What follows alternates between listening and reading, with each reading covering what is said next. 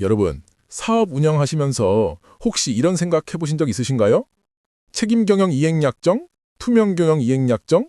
그거 그냥 사인하는 서류 아니야? 설마 무슨 일 있겠어? 에이, 설마가 사람 잡는다고 그거 정말 큰 코 다칠 수 있습니다. 네, 맞습니다. 법인 운영에 있어 책임 투명 경영 이행 약정은 매우 중요한 문서이며 그 법적 책임에 대한 정확한 이해가 필요합니다. 오늘 로뱅크 팟캐스트에서는 이 약정 위반 시 발생할 수 있는 대표자의 책임에 대해 자세히 알아보겠습니다. 이 정보를 통해 많은 대표님들이 불필요한 위험을 예방하고 안정적인 경영 환경을 구축하는 데 도움이 되시기를 바랍니다. 야호! 듣기만 해도 든든한 로뱅크 전문가님과 함께라면 복잡한 법률 정보도 꿀잼이 됩니다. 오늘도 우리의 비즈니스 안전벨트 로뱅크 전문가님을 모시고 책임 경영 이행 약정의 숨겨진 비밀을 파헤쳐볼 시간입니다. 전문가님 안녕하세요. 안녕하세요. 로뱅크의 전문가입니다. 오늘 여러분의 궁금증을 명쾌하게 해결해 드리겠습니다. 전문가님, 제가 주변에서 듣기로는 책임 경영 이행 약정이나 투명 경영 이행 약정, 이거 그냥 통과 의례처럼 생각하는 분들이 많더라고요. 그런데 이걸 위반하면 대표자로서 책임이 발생한다고 하는데 대체 언제 그 책임의 칼날이 드리워지는 건가요? 드등. 네, 가장 많이 궁금해하시는 부분인데요. 책임 투명 경영 이행 약정 위반 사항이 발생함과 동시에 대표자로서의 책임이 발생한다고 보시면 됩니다. 즉, 위반 행위가 감지되는 순간부터 대표자로서 법적 책임이 수면 위로 떠오르는 것이죠.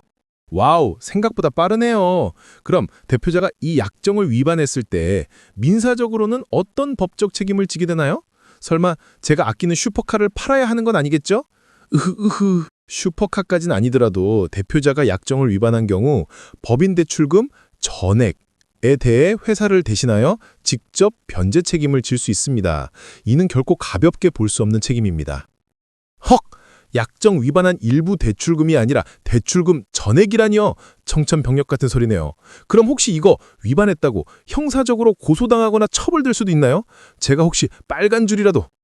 대표자가 약정을 위반하더라도 원칙적으로 형사적으로 고소, 처벌되진 않습니다. 하지만 대출금을 불법적인 방법으로 취득한 경우, 예를 들어 허위 서류를 제출하는 등의 행위가 있다면 사기죄로 처벌받을 수 있으며 이에 따른 손해배상 책임도 함께 부담하게 됩니다. 덧붙여 말씀드리자면 횡령죄 등 다른 형사 책임이 발생할 수도 있다는 점도 주의하셔야 합니다. 아하, 불법적인 방법이 아니라면 일단 형사처벌은 면할 수 있군요. 다행이다. 그럼 이어서 만약 제가 대표자로서 법인 대출금에 대한 책임을 지게 된다면 구체적으로 어떤 일이 벌어지는 건가요?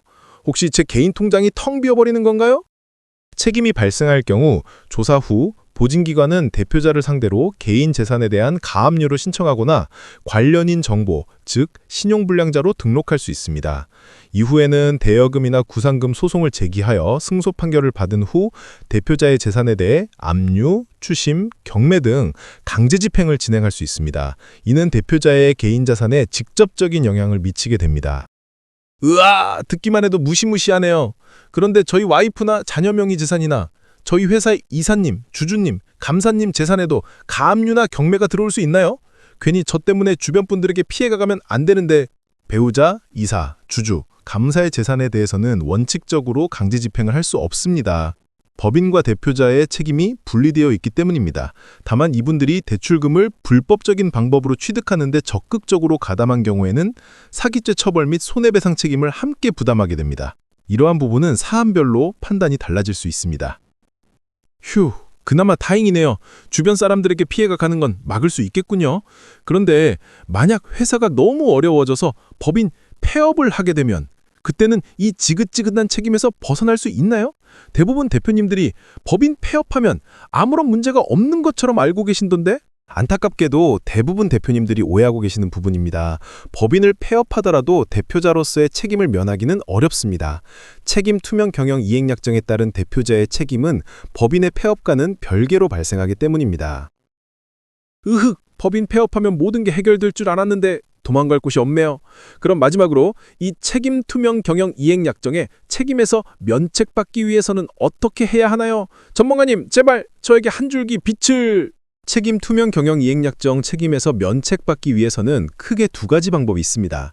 첫째는 보증기관의 책임 투명 경영 이행 약정 위반 사항이 없다는 걸 명확히 주장하고 입증하는 것입니다. 둘째는 법인 파산 선고를 받아 법인을 청산하는 경우 대표자로서의 책임을 면할 수도 있습니다.